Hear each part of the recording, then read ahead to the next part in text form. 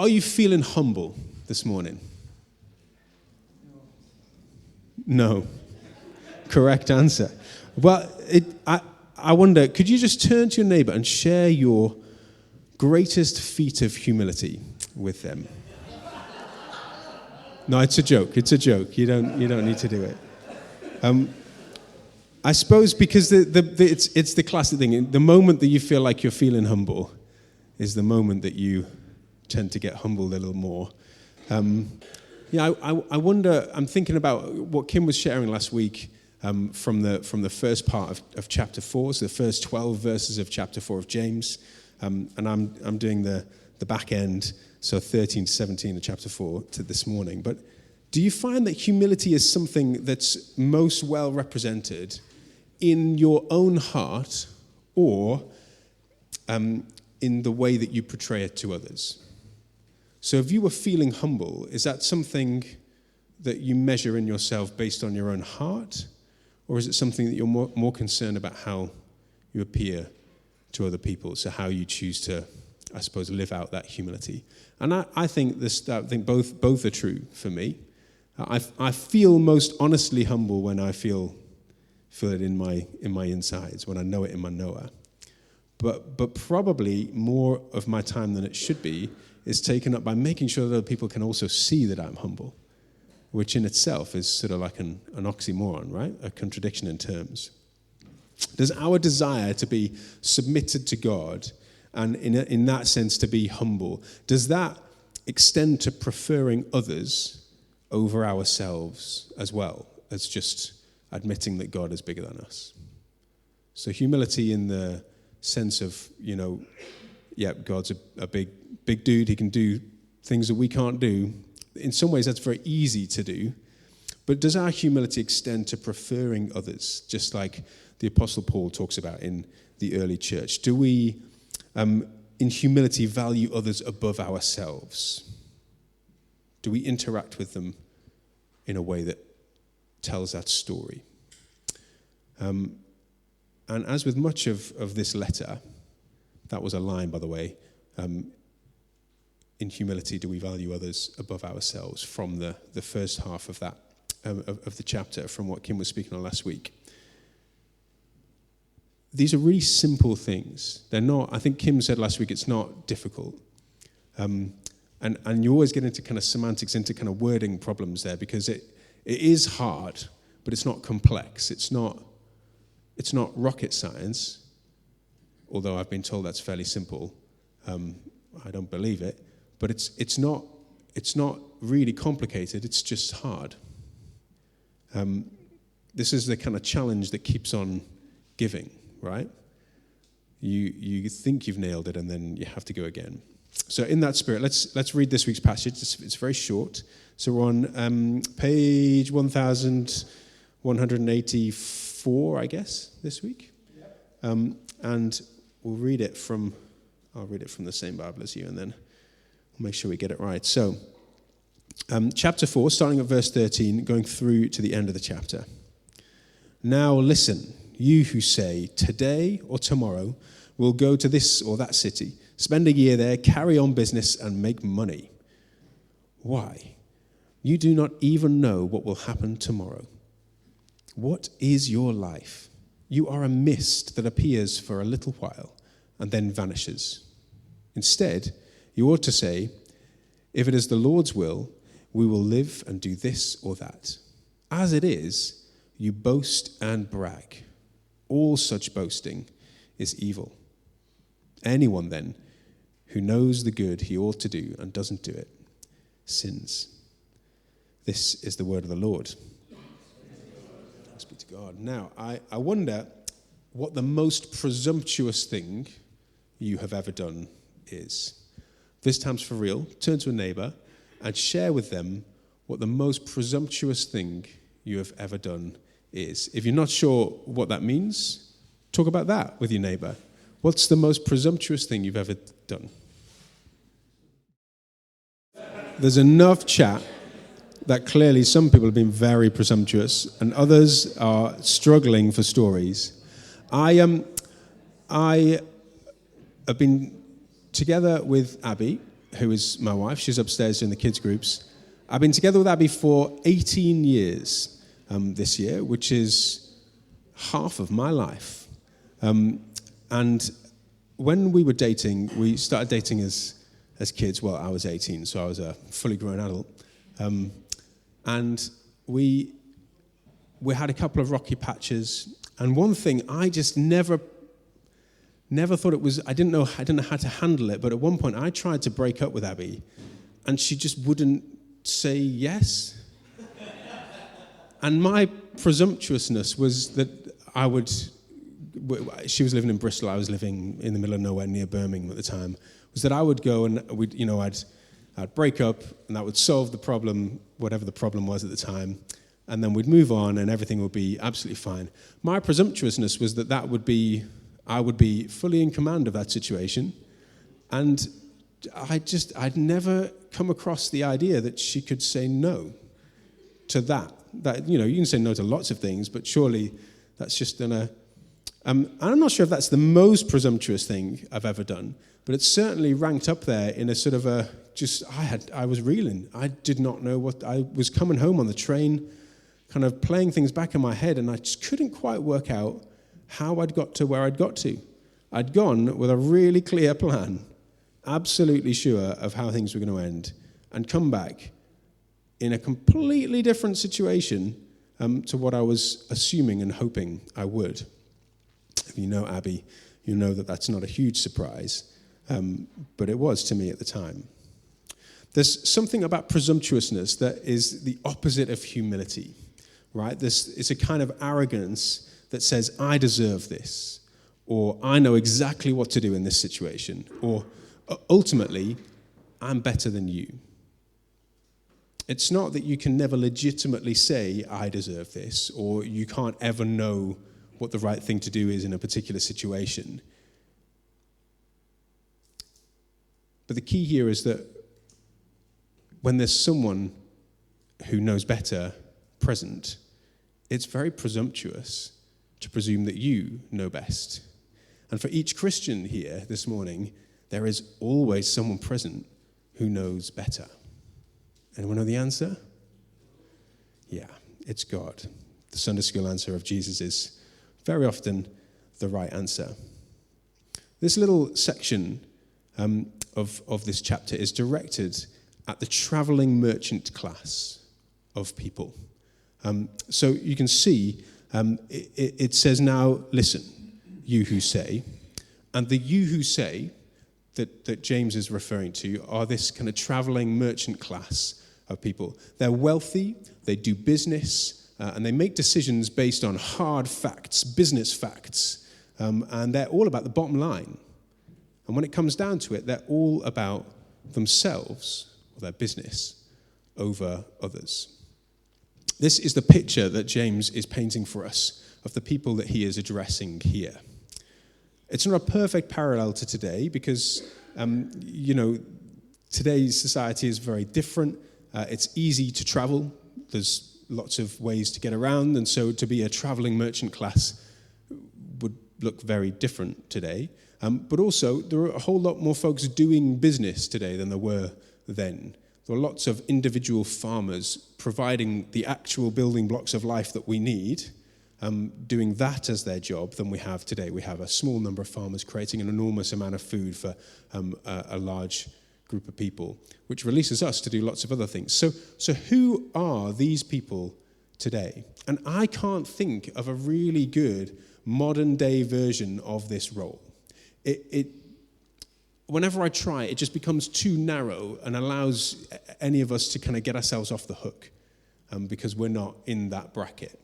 So you could say it's the wealthy entrepreneur who starts and stops things on their own whim, totally secure in their bank balance, knowing that it's fine. You could say that it's like a stocks trader or a banker, the masters of their own destiny and the destiny of our money. But equally, you could say it was a small business owner making a grand sort of 5 to 10 year plan, or a doctor or a lawyer or an architect or insert profession here who starts down a long-term training path that looks pretty profitable, and they're looking to do what's best for them.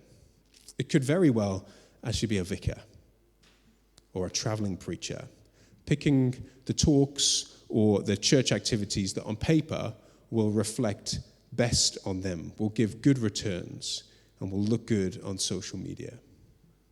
I guess what I'm saying is that we need to know who this passage is aimed at, but we need to make sure that that doesn't allow us to dodge the bullet ourselves, because it is aimed at us, even if we feel like it's not specifically aimed at us.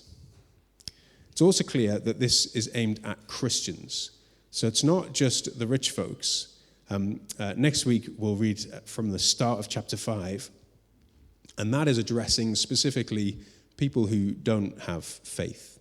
But this is holding the people being addressed in this passage to the ideals of a Christian faith. So in that sense, it really is for us.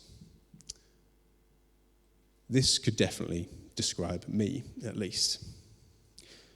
So if we look at verse 13, the now listen verse, James is not referencing a specific event here. He's not retelling a story about a person who said, now, today we will do this or that. He's using the phrase this or that to effectively draw out the underlying attitude that he's trying to put his finger on in this group of people. And that is, trying to make money is wrong, right? That's the point that James is making here. No, that's not exactly what's happening here. It's not that business or profit in themselves are a bad thing, or being engaged in business is wrong, but rather the attitude taken on the way to getting there. That is what James is picking at. Does that attitude give reference to God? And then we hit verse 14. The reason that we're given that will help us to know why this lack of reference to God is not wise is this. You do not even know what will happen tomorrow. Now, hands up, who here has a pretty good idea what will happen tomorrow? Yeah, it's okay. I can't put my hand up, but I have a pretty good idea. I'm fairly confident of what will happen tomorrow. This is a really hard teaching for us to accept, I think, because even if we're nodding our heads along thinking, yes, we don't know everything, we should remember our frail humanity. We are nothing compared to the omniscience of God. How many of us really live that way? However much we admit that intellectually, that's the way we should be. How many of us really live that? It often takes me a while to work out, but I'm pretty confident most days what I'll be doing the next day. If you ask me at any given moment, I'll need to have a look at my diary, but I could tell you. And whether it's a combo of my diary or my weather app or my to-do lists or my wish list, I'm normally pretty set on what is going to happen, not just tomorrow, but this week, next week, and for about 6 months at least. We are so conditioned to live as masters of our own destinies, of the makers of our own magic, to be in control, that we, even Christians, even we, forget that we are missed, as it says in this verse here, in verse 16. We used words reminiscent of Psalm 103 on Ash Wednesday a week and a half ago, when we said, or I said, before I gave you chemical burns, apologies for that again, remember that you are dust, and to dust you shall return. Even more powerfully, during the committal of a funeral service, that's the bit where you lower the coffin into the ground or you draw the curtains before the coffin goes away to be cremated. The minister says the words, "We are but dust." The contrast between us and God is profound at that moment, because it's a stark reminder that however grand our plans are, however much we have or haven't achieved, at that point, we're dead. We are but dust. And all that's left is an empty shell of a body that will become dust. Our plans become completely useless. Verse 15 then. Instead, you ought to say, if it is the Lord's will, we will live and do this or that. Now, I think this is, at the time, this was quite a common phrase. It was a sort of that's why it's being referenced here. So if it's the Lord's will, we'll do this or that. Actually, it wasn't exactly worded the way James has worded it here. But I think this is quite a common phrase or common sentiment these days anyway, even if you're not a Christian. If you think about, oh, God knows, it pops into our language.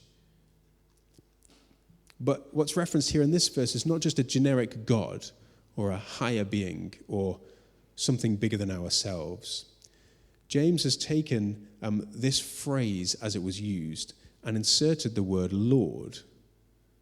Not the Lord meaning the name of God, I am who I am, but Lord in the sense of the King, Jesus, the one who is Lord over your life.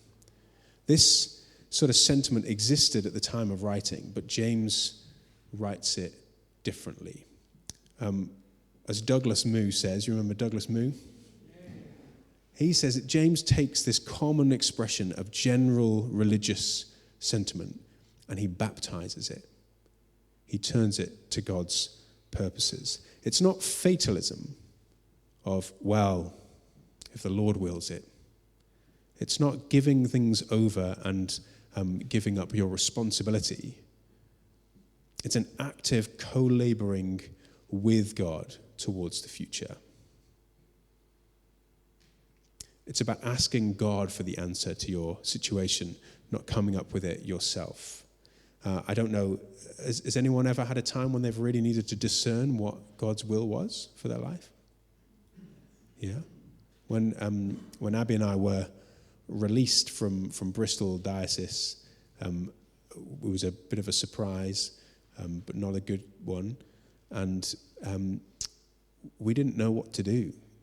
There was the possibility of, I'd already done my training, basically. So there was a possibility of just taking the degree, but saying no to ordination and continuing to work where we were, where I'd been working through the ordination track. The church we're at were very, very supportive and would have been happy to keep us. But we didn't know what God had for us. So we fasted and we prayed and we waited on God. And we made some really good, sensible decisions, but mostly we gave it over to God. And in this season of Lent, when lots of people will be giving things up or perhaps fasting through the week, have you ever fasted to seek the will of God? Perhaps if you have a big thing on the horizon or even a small one, it's something you could try doing. It's exerting yourself towards God's will and trying to discern what he has for you rather than just cracking on. Has anyone ever heard of the 5 CSs?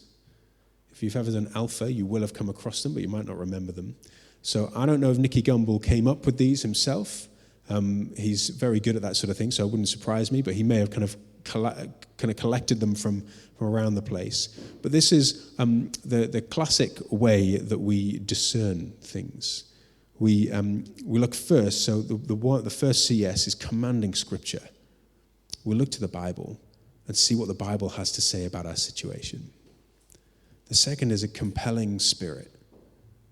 Maybe the Holy Spirit is moving us towards something, placing a desire in our heart, or making it clear to us in some other way. We use our common sense. So we've got brains. It's okay to use our thoughts and wills to decide what the future should hold. But you realize that commanding Scripture and compelling spirit have come before common sense there, and sometimes they contradict it. Then there's the counsel of the saints. That's you lot. All your brothers and sisters in Christ, or at least the wise ones. You go to them and you ask them, well, what do you think? Does this sound right? And then circumstantial signs. Sometimes God, the illustration given in Alpha is God using an advert on the side of a bus to answer a prayer that was just peculiarly relevant. It wasn't the message of the advert, but it happened to be a word that was in the advert on the side of a bus. God can use anything to speak to us. But if we don't ask the question, we don't give him the chance to answer. So, if God wills it, is not just fatalism, but it's actively co-laboring towards the future with God. And then second last verse, guys. Verse 16.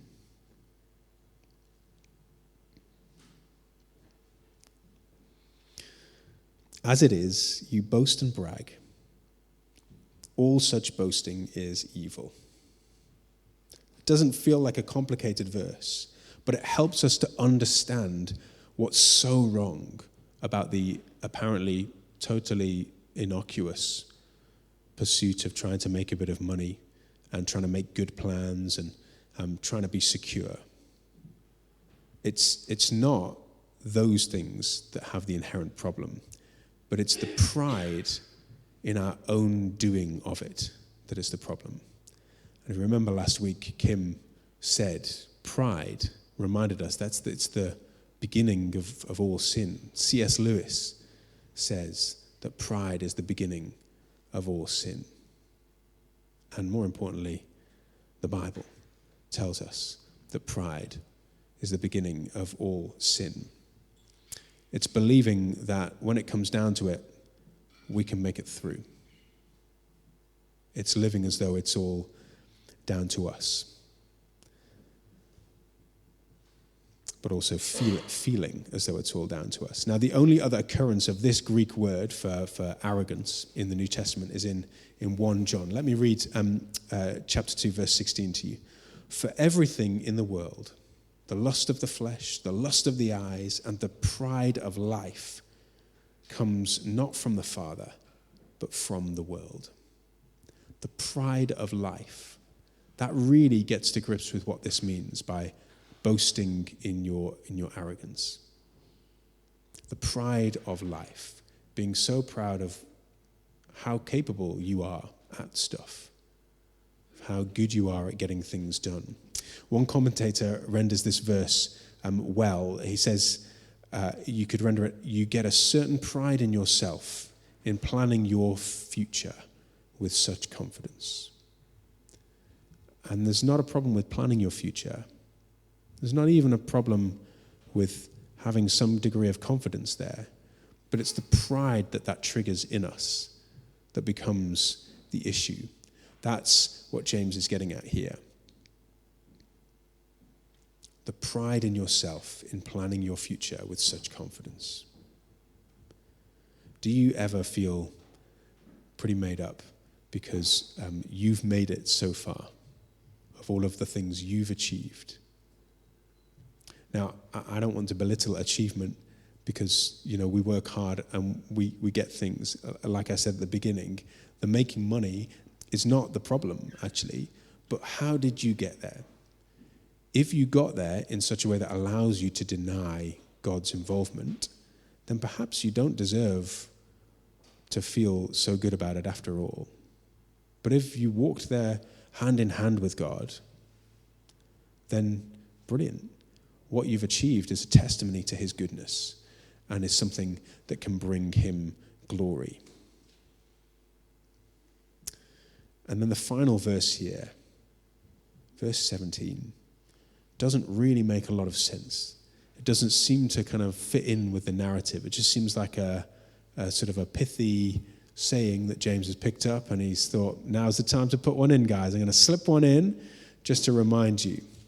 But we must remember that sins of omission are just as deadly or important to avoid as sins of commission. So sins of not doing are just as important as the sins of doing. In Matthew 18, there's the parable of the unforgiving servant. Do you remember that? So, having been shown mercy and forgiveness, this servant goes to his Lord, and he begs forgiveness and says, I can't afford to pay the debt. Please, could you forgive me the debt? And his Lord has mercy on him, forgives him the debt, and says, Don't worry, it's cancelled. And the very next moment, the servant leaves and finds someone who's answerable to him, who owes him some money, and treats him entirely the opposite way. Says, no, you must give me the money. I'm gonna wring it out of you. Having been shown mercy and forgiveness, the servant knows the better way. He's been given the example. He's seen it. Now he is aware of what could happen. He knew it in a deep sense, more simply than just having heard that it was possible or knowing the concept. There is then no excuse for him to not do likewise. So when he doesn't do likewise, he sees a terrible consequence. He's forced to repay the debt that he had previously forgiven. And in fact, he's tortured. Now, it's a parable. It's not a perfect parallel to real life. Again, we know that God, unlike the Lord in this story, doesn't go back on a promise. So if God forgives you your debt, you're forgiven. That won't change.